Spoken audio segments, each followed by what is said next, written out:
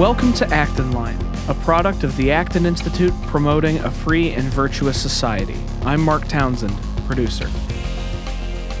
You can find additional resources in the show notes for this episode, as well as previous episodes of Acton Line at acton.org/podcasts. If you have a comment or an idea for a future episode, you can email us at podcast@acton.org. Acton Line is available to stream on Apple Podcasts, Spotify, YouTube, and acton.org. Welcome. My name is Dan Huger, Librarian and Research Associate at the Acton Institute. Today I'm joined by Peter Lipsett, Vice President at DonorsTrust. He is also DonorsTrust's Novus Society, a network of donors under 40 committed to growing their philanthropic know-how. Today, however, we'll be discussing Peter's work in his capacity as a podcast host. He has recently concluded an 11-part series, What is the Right, for the Giving Ventures podcast. Peter, welcome to Acton Line, and thank you for being with us. Thanks so much, Dan. Thrilled to be here.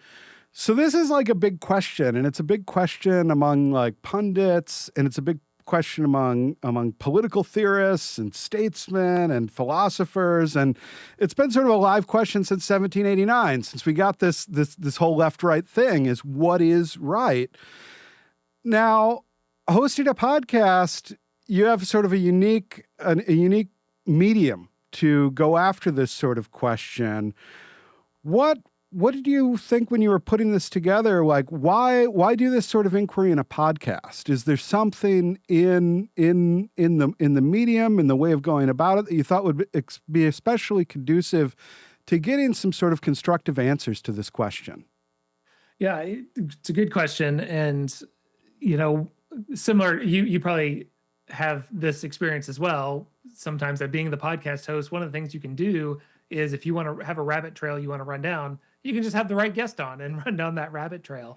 And the whole series kind of came about from me needing to scratch that itch of finally kind of waking up to the fact here that the right is different. It has changed, non-judgmentally, maybe good, maybe bad, but it is definitely different, a little more fractured. I guess I had that realization sitting at the Freedom Conservative Conference back in February of like, why do we need a conference for these ideas? This is what conservative is, right? And that was my own kind of insular view of it. Certainly, I leaned more in that direction, but looked at the new right, looked at the national conservatism movement, knew that was happening. Meanwhile, you have different things happening amongst the Catholics, amongst the Jewish conservatives. You've got pieces that I didn't even know about, like the traditionalists that we can get into. And so just really started to realize there was a lot that needed to happen. And the podcast gives you a great forum to go deep and really understand, okay, tell me all about yourself. Let's really unpack what your strand really looks like, and in kind of hopefully a non-judgmental way, to leave it all there on the field to understand the nuances, ask different people to compare and contrast themselves of where they are on the right. So that was the idea with doing it at a podcast. Just gives you a lot of room to explore, and also to break it up into the different segments. Yeah, it has this sort of like sociological nature to it, where you're going around and you're just observing, and you're just asking questions, and you're trying to get your head around this larger question by approaching people of these various sort of factions, constituencies, organizations, and just letting them tell their stories about where they're coming from. When you are constructing this, when you constructed this sample, because you talked about a couple of those buckets of people you interviewed, when you were thinking about how to construct that, how did you go about doing that? Because as you mentioned earlier, like the conservative movement the conservative sort of libertarian American right has become an extremely diverse and fractured movement, and it's now a sort of here comes everybody kind of place. Mm-hmm. And you can't interview everybody, but I think you've done a very good job of getting like an interesting representative sample of people across that. And how did you go about cultivating that? Yeah, it started with just me, pen and paper, and just saying, okay, what are the factions? What are they? What do I know? And Freedom Conservative is on there, and libertarians are on there. And of course, actually, Peter Gettler on that episode disputed the premise he was on the right at all. Yeah. So that's a whole nother conversation. Yeah. But there were pieces I didn't necessarily know. And in conversation with my podcast producer, Josiah Johnson, with other members of my team, found the traditionalist, which is, of course, the other half of the fusionist argument, and did a whole one on fusionism itself.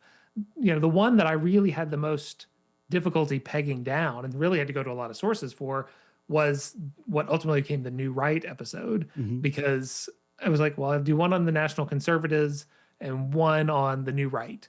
And then different people were telling me, well, they're really the same thing. And other people said, well, they're really different. And it kind of came to pass that I was able to get Oren Cass and Nick Solheim to have that conversation.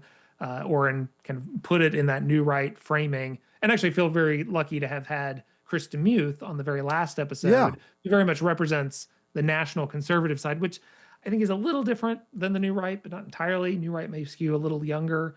And so, and then the list kind of kept growing.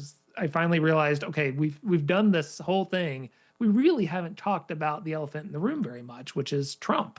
And so what do we do there? And so we had a great episode on kind of what is the MAGA Republican side, not Trump the man, but the policies that emanate from that world.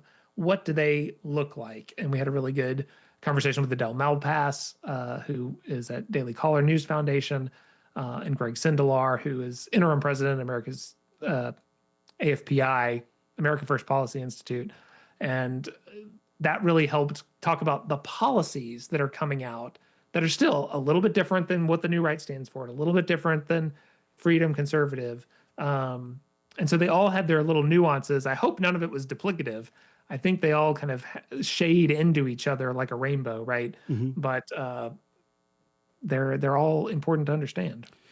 It was when I was listening to this, because it's an incredibly diverse array of folks from all over the place with all sorts of different concerns. And when I was listening to that last episode, was Chris DeMuth and Yuval Levin came out yesterday from our recording. This is actually going to be released a couple of days after that. So all of this will be up and linked in the show notes of this podcast when it comes out. But one of the interesting things when Chris DeMuth was talking about his own biography is about how he's been in the neoconservative camp. He's been in the libertarian camp. He has traversed all of this and is of late, now sort of self-identifies as a national conservative. And I got to thinking as he was talking about that, and this kind of came up also as I was thinking about the New Right, because, the first New Right was William F. Buckley and the National Review folks. They were the New Right then. And then very different New Right. Yeah, well, and then you look at that New Right, and his brother-in-law's in it, who's a Catholic traditionalist, and is a traditionalist, sort of politically, and all of a sudden you think, oh, like the New Right is. The New Right is the old right and it's sort of right all the way down. And I was wondering if one of the ways that you can think about this movement is you can think about it as a common intellectual culture, maybe, but it's also a sociological phenomena of these are a lot of people who know each other, who interact with each other for many years. And as you were interviewing folks for this, how much of what makes the right is, we tend to think it's either partisan political politics, or we tend to think it's sort of an intellectual tradition or a shared intellectual culture. But a lot of it's just like, these are people who go to the same sort of conferences, who know each other, who write for some of the same magazines. How much of it is just sociological? It's a good question, and I'm no sociologist, so it's tough for me to unpack. But it is. I mean, I go to some of those same conferences, right? I see some of these people who really span the gamut and who have shifted over time. And you're like, I don't know why you believe that anymore, but you still come to this conference, so you still must hold on to some of that. And it's the danger in all of that, I think, is something that Yuval Levin hit on in this capstone episode, which is the risk that we're not talking to each other enough. We talk separately lots. We talk amongst our tribes a lot, But as these fractures have emerged, I think there's a real danger in that sociological experiment breaking down of us not seeking to understand and trying to understand where is it you're coming from. I mean, that's part of the reason, again, why I wanted to do this series was I don't understand Orrin Cass's arguments. I wanted to understand them better. And I frankly learned a ton from it. I took a lot from him, and it did change how I looked at the broader landscape. And so I think we need those conversations a little bit more. But you kind of started your question there touching on the politics side of it, and where does the politics stop? And the politics is a really hard thing to parse out of it. And politics drives a lot of it because it's just the clearest way to know if you're winning or losing, right? And people want to know if they are winning.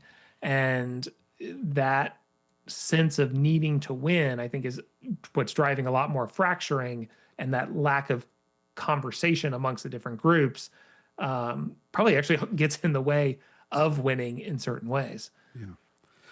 I was thinking when you were talking about people not hearing each other, and Orrin Cass is a great example of this in my own experience. I went to the second National Conservatism Conference in Miami, and he was on a panel that he had put together about sort of organized labor and the future of conservatism. And he made a case for people on the right to be more open to trade unionism, the involvements of trade unions. And he put together on the panel was a gentleman who was I'm not sure if he was the president, but he was certainly in leadership of a large construction union that had all throughout North America, in the United States and Canada, who gave a sort of explanation about what, trade unionism is. And then he had another gentleman from Comment Magazine there, who comes out of the Brian Dykema, who comes out of sort of the tradition of Christian trade unionism in Canada. And the first question sort of from the audience was, but they're communists. And it was just very, very interesting because, like, on the one hand, he put together like a very diverse panel that made a very interesting sort of rounded out argument for it. But there were certainly, and he wasn't alone in the audience. I mean, this was, I would say, the predominant sort of standpoint of the folks in the audience is why should we even think about trade unionism when trade unionism is basically, a backdoor to state socialism?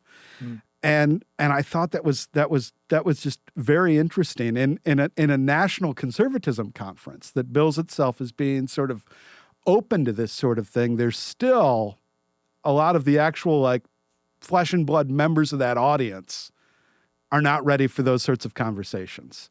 Yeah, have you seen similar things? Yeah. Yeah, I mean, I think that capstone conversation again with Yuval and Chris Demuth started from the standpoint of what are the things that we actually align on. And I think that your experience gets to it. We still have this sense, we, as a very broad we, still have this sense that we want government to be smaller. We think that people can actually solve their problems, not necessarily as just individuals, but in community with each other, but not in that mandated community of communism, right? Yeah. And that there are still fundamental values going back to many of the traditionalist roots, many of the things that Acton Institute talks about a lot, that are bigger than politics. And, once you get into some of this trade union stuff, it gets pretty political pretty fast. Yeah. The rights of the workers that lip service goes away pretty soon when you scratch under the surface. And so I think people still realize that. People still are steeped enough in the Buckley tradition, the Reagan tradition, even like a Paul Ryan more recent tradition of, oh no, we need to make sure that the government is small. We should really question people who are saying they know better. I can tell both ways when it comes to the elites, but I think a lot of those fundamental roots are still there. So one of the things that complicates this, and I think President Trump is a big part of this, is this emergence of this sort of right-wing populism in the United States and internationally. This is not an American, uniquely American phenomena. Right. We see this all over the world. And Donald Trump is not someone who comes out of the conservative movement. He's not someone who was going to these meetings. He is not somebody who was part of this conversation. He was, had never held elected office before, had never done any of this. And yet he mobilized a lot of voters. And so the question I always have is does this sort of populist nature of politics complicate this when, like, a lot of times people in the think tank world, they think that ideas, the theory of social change is you have the ideas up here and then they trickle down to sort of the secondhand dealers in ideas, and then it eventually gets down into the public consciousness. And we've seen really in the last decade, maybe 15 years, we've seen around the world, increasingly, politics is being driven from the bottom up, and that can be good and that can be bad and has been mixed in a lot of ways. But how does that complicate this story when you're talking to people who are very much invested in the intellectual nature of this, and from this intensely sort of policy standpoint, when actually sort of what's driving a lot of this conversation is actually political entrepreneurs who came in from outside of the system of this sort of system of ideas, and voters sort of newly mobilized by this that are, again, like, not part of these conversations. It almost feels like the intellectuals are trying to catch up. And as you've interviewed these folks from all around, they're all trying to accommodate this new reality in some ways. And how do you see them coping with that? Yeah, I mean, this kind of gets to my biggest takeaway from this whole series, which kind of comes back to this fusionist idea. I realized over the course of this, fusionism really is at the center of the right, has been for decades, right? So why are we seeing this fracturing now? Why is the fusionist, is it just because communism isn't the fight anymore, but then we had the global war on terror? Well, that's not the fight anymore. Is it just not having a common enemy? I don't think that's it. I think the mistake that we made on the fusionist side that allowed for populism to germinate. Because why does populism happen? Populism happens because people feel they have no voice. And so they come together and they make a voice. And I think the libertarian side of the fusionist wing, if there's libertarianism and traditionalism, the libertarian side edged out the traditionalist side. Not that it wasn't there. Strong family values, good education, all that was still there. But, and Chris DeMuth picks on this a little bit in the last episode, borderline unfairly, but there's a lot of validity there, that we started saying things like free trade and rising tide lifts all boats. And we knew what that meant. We knew that meant the whole fusionist idea, but the words really just encaptured the libertarian ethos of it all. And we forgot, again, using that very broad we, I think in knowing and seeing the success of free markets, free trade, the values that bring, the prosperity that has brought to America, we didn't look over our shoulder at the people in those hollowed out steel towns in middle America, in Appalachia, who were suffering from opioid addiction because suddenly their jobs were gone. We didn't look over our shoulder and say, hey, are you okay too? We got to make sure we bring you along as part of this fusionist tradition. And that created an opening. That created an opening for the national conservative that said, no, don't forget the traditionalism side. Marriage still matters.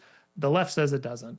Children still matter. The left says it doesn't. And now even our friends on the right are ignoring it. And so therefore, let us rise up. And there were a lot of people who said, yeah, we feel ignored. We know what we don't want. And we know it's not what the left is offering. Because frankly, that is a elite narrative. That is not a populist narrative. That is a top-down driven of climate change and wokeism, et cetera, and just kind of accepted by those who want to follow that. But this populism has come from saying, no, we're kind of getting left behind. We are not getting these promised gains. We get you. We agree that we want prosperity. We agree we want freedom. But hey, what are we going to do about it? And so to me, that's where the new right, national conservative side really has something to offer, and those on the freedom conservative, fusionist, even libertarian side ignore that at their peril.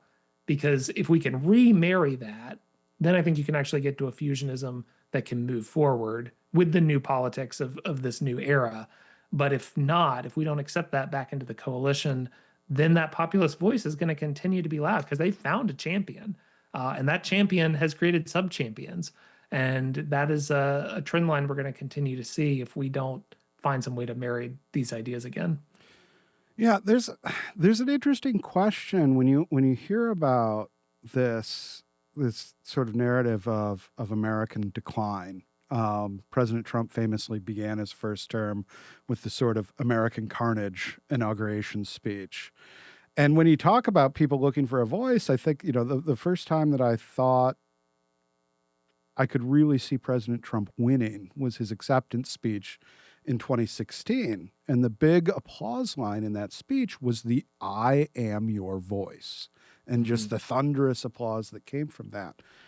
At the same time, like what we have seen in America by and large is increasingly broad-based rise in living standards, wage growth, an economy with challenges, but with very low unemployment up until very recently, very long, persistent low interest rates. I don't see an actual, like when you actually look at America, it's not carnage, but there's certainly people who are experiencing America, or at least like it when people talk about that experience of America as a sort of scene of sort of desolation. And I'm wondering what you make and what some of your guests sort of made. Francis Fukuyama's End of History book is much lampooned, but at the end of that book, his point was that sort of, broad market liberalization, broad democratization across across the world is really, that sort of spirit of democratic capitalism that Michael Novak talks about, that when that takes root globally, the sort of problems of endemic mass poverty, disappear. Opportunity becomes accessible for a lot more people. But Fukuyama also wrote in that book that maybe what you end up seeing, if that sort of succeeds, is that politics becomes more about entertainment, more about mood affiliation, more about tribalism, and becomes a sort of expressive outlet for ill-defined discontent. Was there anybody that was sympathetic to that argument? Certainly, Chris DeMuth thinks that the hollowing out of America happened.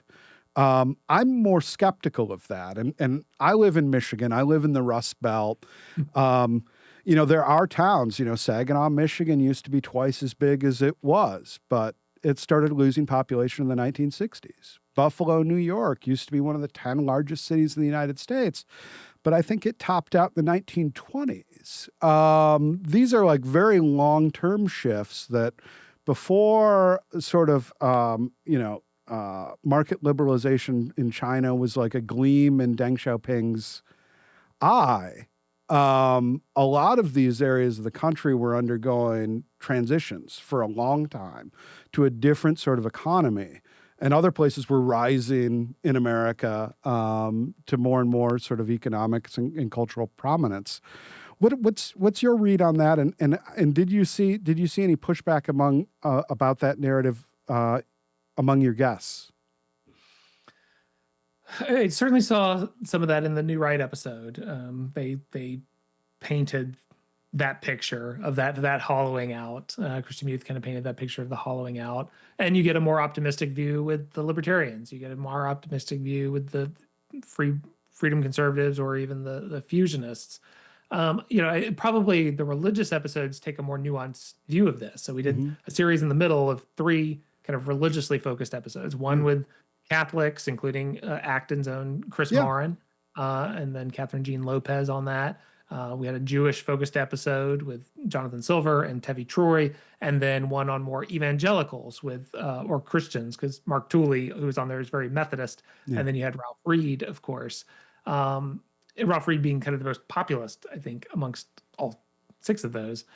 And you see, Chris Morin talked about the need for prudence in these things. And our traditionalist episode talks about the need for prudence in all these things, which to me comes back to that grand theory I proposed of you got to look at all sides, at the consequences of these things and the fact that there are these problems, but also, lest I get my kind of, freedom conservative card revoked, there are those gains. The gains are very, very real.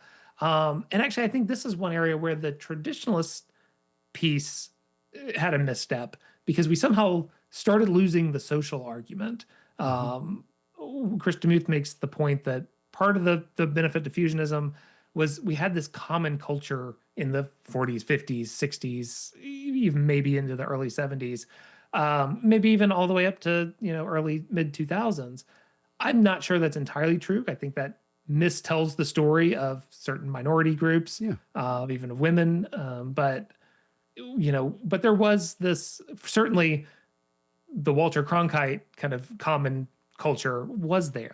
Everyone saw the same movies. There just wasn't the bifurcation. And that common culture matters a lot. As that split, I think we, particularly the traditionalists, didn't keep making that argument of, hey, hard work still matters. Family still matters. Let's not lose sight of that. Let's find the people who don't agree with us politically on the left, but can still be advocates for that, carry that water. Hey, libertarians, hey, freedom conservative folks, we still need to talk about family and faith because those are the common culture that allow us to make sure we don't leave people behind. And you can have a liberal economy when people feel safe and secure on those other pieces of Maslow's hierarchy of needs, right? And I think that's what the traditionalists offer with that. So I don't know if that answers your question. No, that gets to it because and so this is an interesting question is the sort of talking about I'm trying to think, this was an interesting combination of things. President Trump recently was involved in a little Diwali celebration in the White House and, had, members of the Hindu Americans there to celebrate.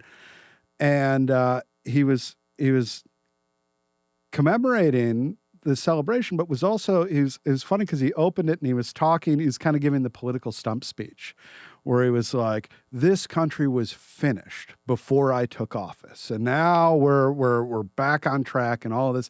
And he's pointing to his guests and he goes, these guys can tell you. he's kind of like, doing the sort of Bill Clinton picking out somebody in the gallery during the State of the Union speech and, how things have turned around for them and the rest of it.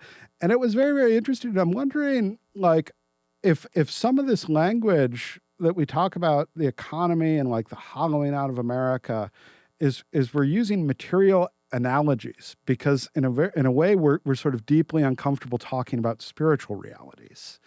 And that like we want to talk about a sort of national malaise, a sort of something missing from our national life, a common sense of purpose.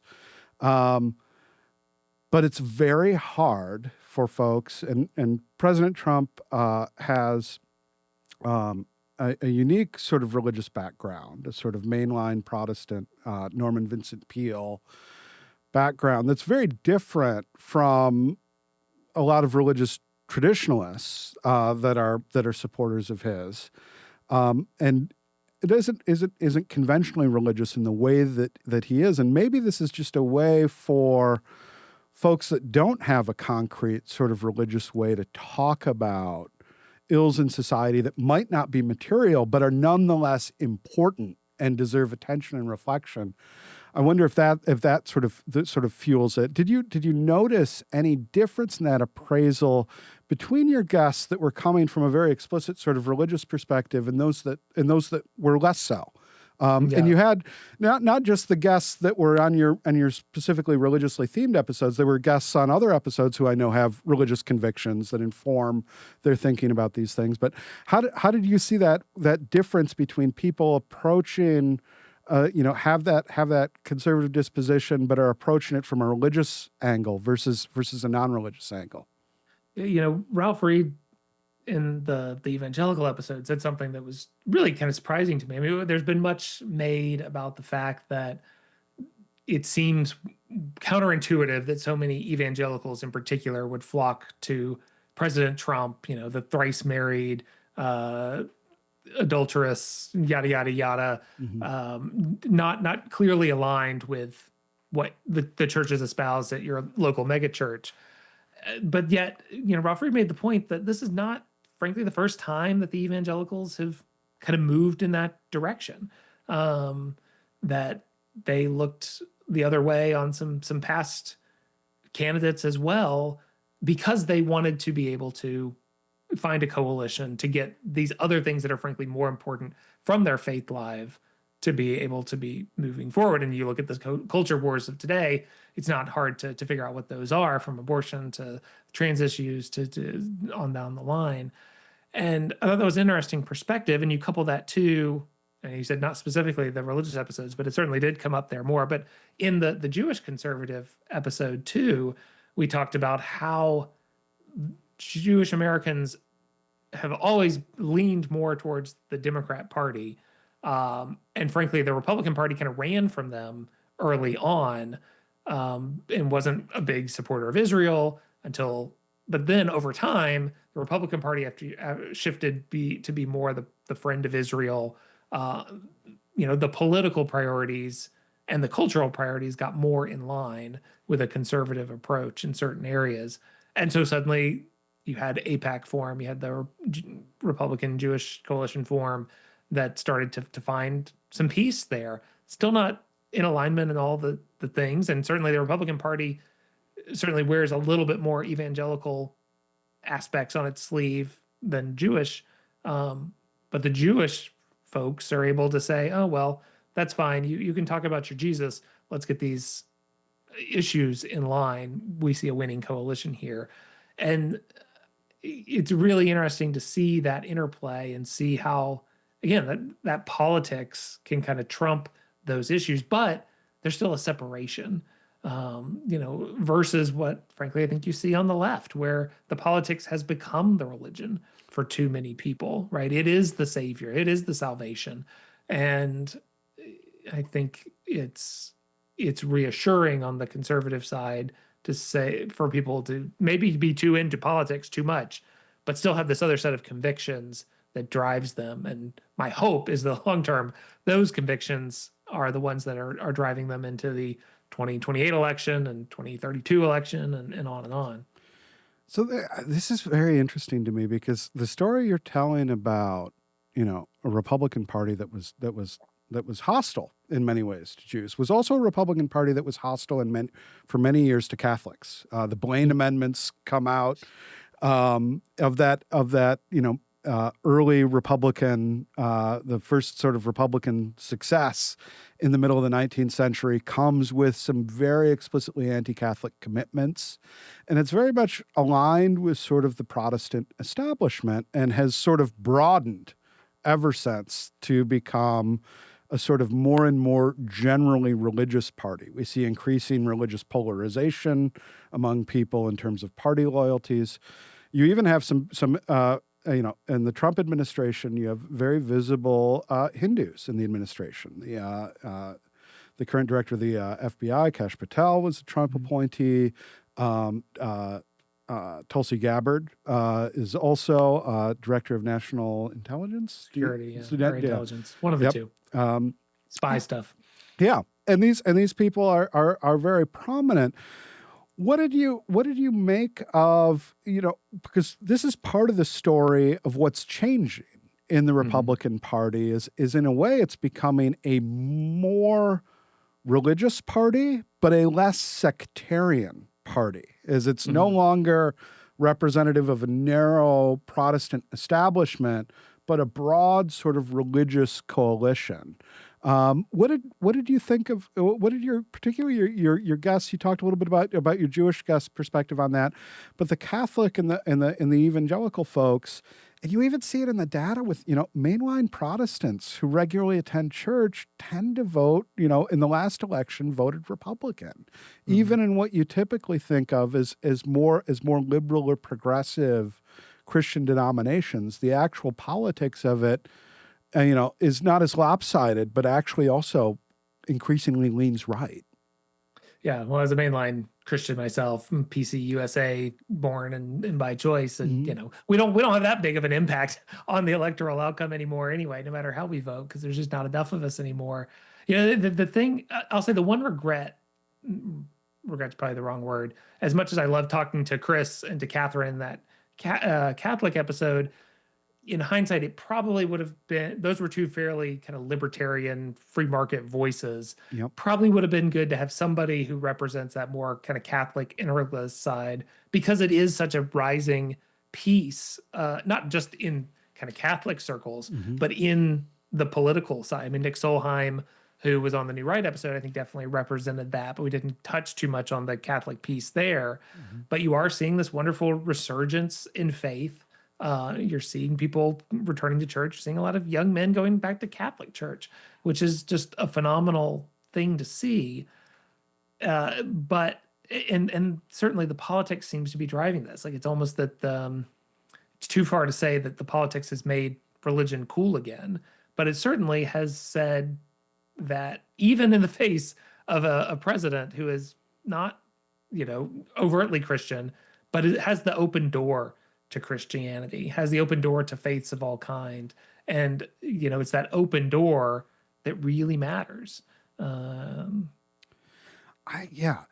So one of the questions, and I wanted to ask this about, because when you have folks on that are sort of like, they're on as guests to represent a position, and to articulate that position, I was struck in your first episode, on the Freedom Conservative episode, John Hood, which was one of the two guests on that episode, talked a lot about the importance of branding and sort of like having a sort of clear sort of identity within this sort of mushy conservative libertarian space that, is the center to a lot of conflict and a lot of difference right now.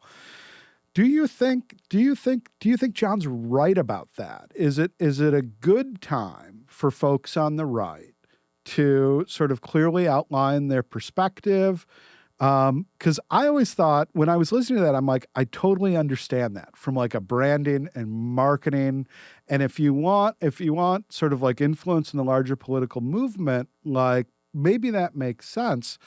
But I am one of these people who's just sort of instinctively mushy. And I will say, I could pass for a conservative. I could pass for a libertarian.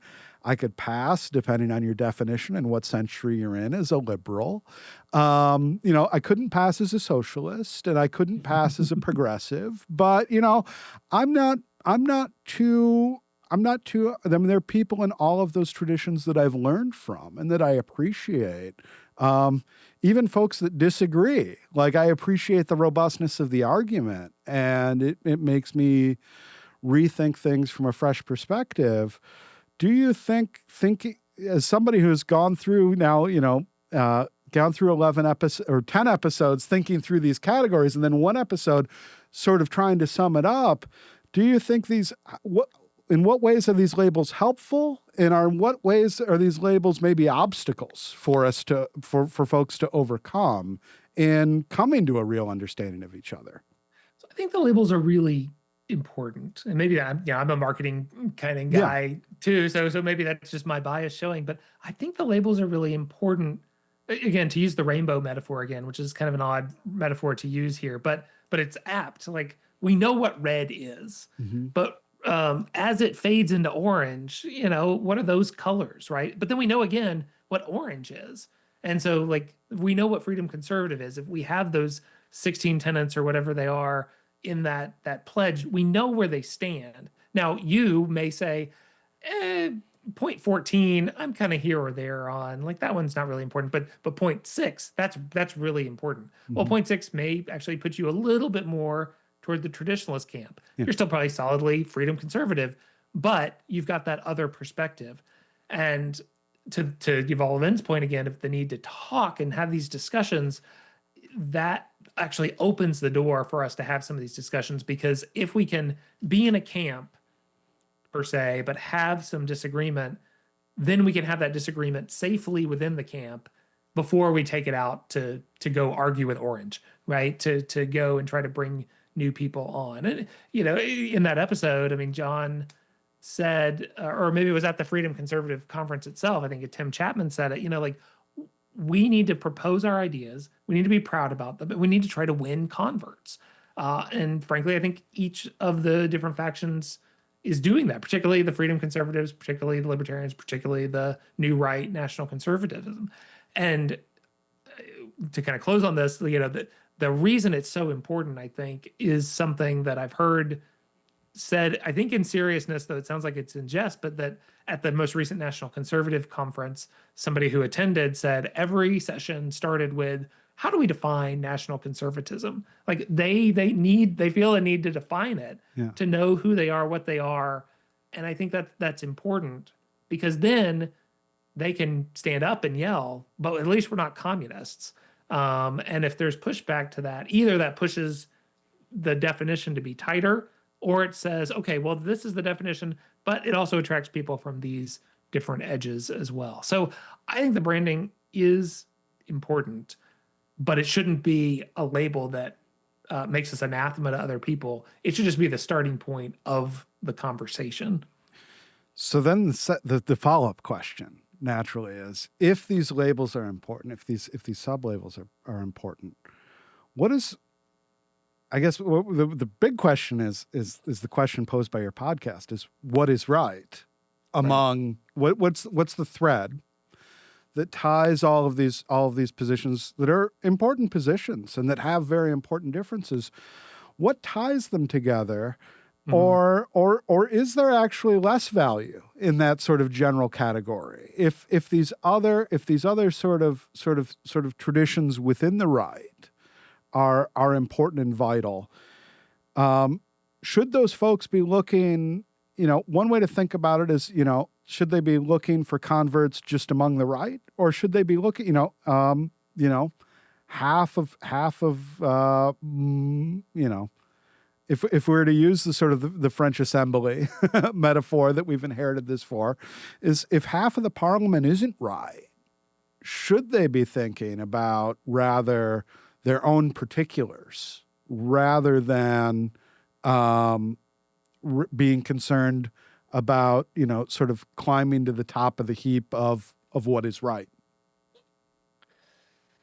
Yeah, you're right. This is the kind of fundamental question, the tricky question of all of this. And maybe this is a digression, but, you know, one of the hardest episodes I did and that I didn't really know how to tackle was when we called the defectors, really, mm-hmm. for lack of a better term. It was just me and John Popola, who runs Emergent Order Foundation. Great guy, has his own podcast, and Dad Saves America. And he's talked to a lot of these people who I just couldn't categorize, right? Where do you put Chris Rufo? Is he new right? Well, not entirely. Is he Catholic immigrant? Yeah, but that's not really quite a category. And he's also pretty good and conservative on these things. You know, is Barry Weiss part of the right now? She's not. She's angry at the left. Yeah.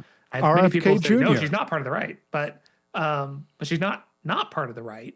And, mm-hmm. you know, Mark Andreessen, Balaji, you know, some of the Jordan Peterson. There's this weird cadre of people who you would probably put on the right side of the spectrum now, but they don't fit cleanly into these categories. And so we had an episode to just kind of try to hash that out and figure out if there was some way to categorize them. I think ultimately it was unsatisfying in the sense that we couldn't peg that spaghetti to the wall. Mm-hmm.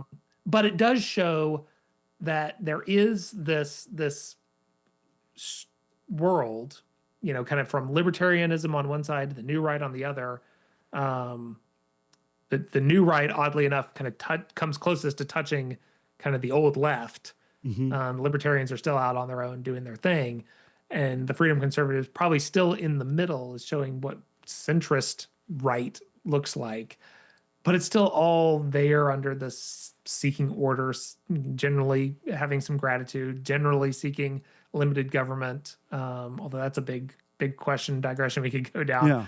Um, and you know, and so that's why I think it is ultimately it's an ideological question, but then politics has to get layered on top of it because there's always these people that are going to move politically to wherever, and they're not worried about the ideological piece.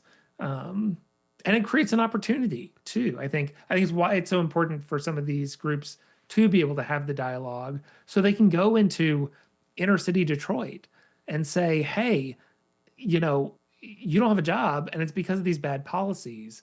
And we want to welcome you into this coalition because here's the things we believe. I think you believe some of these things too. Maybe not perfectly, maybe not all of them, but come along. Let's try to do some of this together.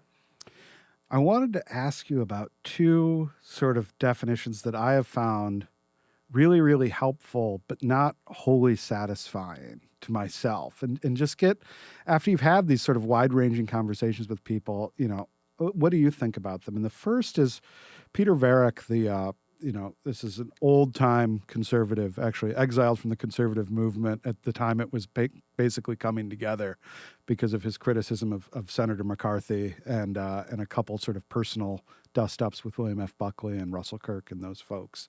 But he was a poet and historian who used to talk about how conservatism was made up of sort of two categories, one that was sort of like evolutionary and dispositional, and the other that was reactionary and political. And there's always been tensions between those, but they've always found themselves sort of in the same bucket, for better, for worse. And this is just the tension that everybody has to live with. And I like his way of thinking about it the right is sort of a mass of contradictions, and that's just sort of the way it is. And the other one that I found very, very interesting is the economist Brian Kaplan has what he calls a simple model of left and right, and that the left is anti-market and that the right is anti-left. And he finds that as having sort of immense explanatory power. And what do you make of that sort of those sort of messy and simple definitions? It's funny. I had not heard Brian Kaplan's definition before, but as you were talking about the first thing, the thought that I was going to was, well, the right knows it's not left. Yeah. And so I think there's a lot of explanatory power to that. And I think, if you separate out like the 2016 primary versus the 2016 general election, the 2016 primary became a battle of the ideas to a certain extent. But then the general election kind of became, who do you like less, right? It became, do you not like that guy? Or she's just going to bring a bunch of leftist policies. We know we don't like that. That brought a lot of people into line politically. So I think there's a lot to Brian Kaplan's model, and that distrust of markets on the left makes a lot of sense too. The one thing that we really didn't explore in the series intentionally, we didn't try to define what the right is versus the left. We just kind of took that as a given. But then it becomes, okay, where does that stop? Particularly when it comes to government power. So one of the other interesting things as I was listening to this series and thinking about these sort of issues is there's a sort of longstanding question between libertarians and conservatives as to sort of if libertarians themselves fit on the right. You have some folks that will say it's a sort of third position. You have other folks. I'm thinking of the late Don Lavoie, economist at George Mason University, wrote a great book called National Economic Planning: What is Left? And his case was that essentially libertarianism is properly speaking a left-wing phenomena that through sort of like historical happenstance has found itself in this curious position of being on the right. And a lot of the most vitriolic language you get from the national conservatives and the new right is explicitly directed at libertarians. They're really singled out as the folks that are responsible for all of the ills of the right. Yep. Do libertarians fit? I think Brian Kaplan's model by definition makes them fit, right? Yeah. Because if there's one thing the libertarians are for, it is markets. Hmm. And so by that model alone, Brian Kaplan being fairly libertarian, Hmm. you know, I think solidly puts them into the category, same category with the conservatives, et cetera. This is one thing we not struggle with, but from our messaging standpoint, struggle with at Donors Trust, right? Because we are a donor advised fund that works with conservatives and libertarians and Hmm. people of faith across that broad spectrum. It's why we felt this was the right series for us to tackle, because we work across all of the spectrum of the right. And so certainly put the libertarians in there, but to us at Donors Trust, a lot of that comes back to three kind of pillars: limited government, personal responsibility, free enterprise. Those are the ones that we hammer home, that we feel that people on the right generally have an agreement on. Lots of other shades of gray and all of that. Hmm. But we want generally smaller government. We want people to own their own decisions, and we want people to be able to trade and create prosperity. So I put libertarians solidly in the right. I was actually looking back at some of my notes from my conversation with Peter Gettler and Catherine Mangu Ward, and it was Hmm. Peter who, even when I invited them to say, kind of refuted the premise of libertarians being on the right. And I get it. I mean, uh, they're not going to come out. They're going to argue that people should have religious freedom, but they're not necessarily going to be a people of faith. They're not going to come from that traditionalist background, although some of them do. Yeah. I think that's the great thing about the libertarian tradition is you end up getting all kinds. I was listening to the Reason Roundtable podcast yesterday, and one of their commentators was talking about being pro-life and very full of faith, right? So I think we should welcome that libertarian ethos because it allows, yes, it is not strictly in that traditionalist camp, and that traditionalist camp has really asserted some strength, but the freedom to be able to do a lot of what the traditionalists want, even what the new right wants, comes from that libertarian ethos. And so again, we get back to fusionism. We get back to the magic of what Frank Meyer kind of created in that idea of bringing those two branches together to form an ideological underpinning that became a political underpinning that led to a lot of success. Yeah. So after having had all these conversations and after sort of just being a thoughtful witness to the last decade of sort of these debates, what are the sort of prospects for conservatism? And I'm not asking you to, pick the winner of all of the factions that you interviewed, and who should we put our money on to be, who historians will look back as sort of the driving force of 21st century American conservatism. But what are the prospects for this debate? Is it going to get more acrimonious, less acrimonious? Is it something that will actually drive our politics in the future, or is it something of a sort of is it the tail that's wagged by the dog of our politics? Part of the story, I think, of a lot of these new movements is people who are I think sincere but intellectual entrepreneurs that have seen the sort of changing dynamics of Republican Party politics and different sorts of people getting more involved, other folks getting less involved in the American conservative movement. And they see an arbitrage opportunity there to be the intellectual leaders of something new that might not have had a real strong intellectual foundation, but they see as needing to and could potentially steward a movement in a sort of more thoughtful direction. How do you see that shaking out?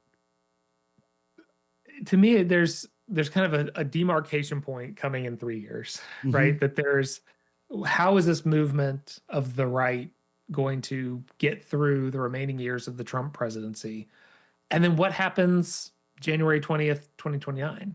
What do we look like there? Even earlier, I mean, through a primary process where we this episode we're recording when it seems that Trump has finally backed off of the "I'm going to run for a third term" thing. So that kind of Mm-hmm. hopefully settles that question. Adele Malpass in our MAGA episode made the point of she's kind of excited to see what's going to happen. Then that she believes, and I want this to be true, that you're going to see essentially a stage like you saw in 2016 Mm-hmm. on the political side, where you have Rand Paul representing a more libertarian wing. You have Marco Rubio representing this kind of MAGA friendly, but still kind of free con wing, JD Vance on a full new right wing, and on down the line of the full spectrum, and let the voters talk it through. She also kind of floated some idea that essentially sounded like Celebrity Apprentice Yeah. with presidentials, and maybe Trump is making them do chores through New York City to get points. I don't know how that's all going to play out, but I think if we can continue to have conversations as these different sections of the right over the next few years, then we can get to that point where we can hash that out kind of politically and create a standard bearer or a set of standard bearers, or a compromise like we really used to see, where like we saw in Trump's first term, right? He picks Mike Pence as a VP for good reason. There was a wing of the conservative movement he needed to speak to, and he brought that in with Mike Pence. He did not do that this time. He brought another one of his own people in. He felt, and he was able to do that. I think next time you're gonna see, oh, if we get a JD Vance president, if he's gonna win, you've got to bring in, I don't know who that is, Brian Kemp, or somebody, Nikki Haley. I don't think that would happen necessarily, but somebody from a different faction to paint the picture that, okay, we're all together in this. So I think that if we can get through these next 3 years of actually having some conversations, actually working behind the scenes to flesh out our ideas, but also share ideas, then we can get to a point in 2029 and beyond where we may even be able to get to kind of a new fusionism. As you've all said in our capstone episode, the politics are different today, and we should recognize that the politics of the 50s and 60s and 70s that some people seem reminiscent of are just not there. Now we have different issues. That's great. That's fine. Let's have the conversation about the different perspectives we have in light of those new political realities. And above all, let's make sure that we actually have the conversations, that we are actually talking amongst ourselves, that we recognize that we have some common goals amongst each other. And if we can be true to those common goals and see how they can make for a better America, a stronger America, the America that we believe in, the America that we still think that Constitution and the Declaration speak to, then I think that there's a bright future for the right. But right now we have to not get so bogged down in the political fights that we lose sight of the bigger long-term goals that we have. Peter, thank you so much for creating. This is like a time capsule. This series it's a sort of the state of the debate today by some of the leading proponents of various alternatives, and I think you succeeded in laying this out and just sort of laying this before your audience, and just like here's the state of play. Here is what's going on, and I think you did a great job trying to grapple with it and to come to some sort of understanding. Thank you so much for your work doing this, and thank you so much for being a guest with us here on Acton Line. Well, thank you so much, Dan, for having me and for letting me talk about this. And for those who are interested in this, they can find the Giving Ventures podcast wherever they get podcasts. You can also go to whatistheright.com, and we've got that page that takes you to a page that just shows you just these episodes. And of course, encourage people to check out DonorsTrust as well, particularly here at the end of the year for their charitable needs. Yeah. And we will be providing in the show notes links to DonorsTrust, to the Giving Ventures podcast, and then to each of the particular episodes of this series. They're really great, a really great listen, particularly if you're new to these debates. It was very, as somebody who follows this a lot, I learned a lot still going through it, but it's an excellent place to get started. So dive in. Wonderful. Thank you so much, Dan.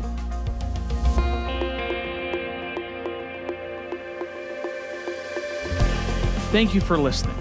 If you'd like to learn more about Acton or hear more of this podcast, please visit acton.org/podcasts. Otherwise, we'll see you next week.